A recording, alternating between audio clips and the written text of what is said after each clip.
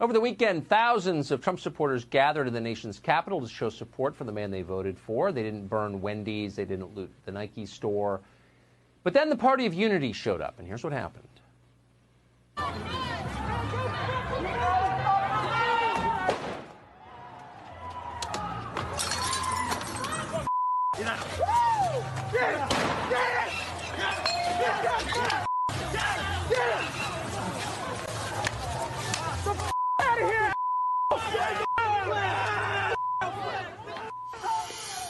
Drew Hernandez of the Tatum Report took some of the video you just saw. He joins us tonight. Drew, thanks for coming on. What did you see?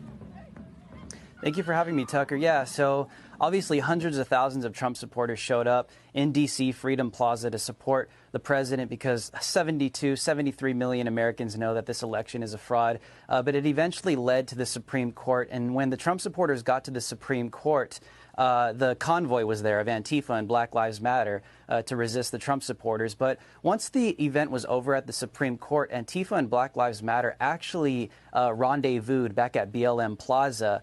And when Trump supporters were walking back to their hotels, this is when you started to see the violence. Antifa, Black Lives Matter started attacking elderly Trump supporters, family Trump supporters, even some children, some teenagers, women, black people, white people, all people of color that are just simply Trump supporters were getting physically assaulted walking back to their hotels by Antifa and Black Lives Matter. You can see all the footage on my Twitter at Lives Matter Show. One of the videos you can actually see an Antifa militant that is masquerading as a medic that is physically assaulting a woman. You could hear her screaming and crying, fearing for her life. But it's interesting because they masquerade as heroes of the community, but they're actually villains of the community.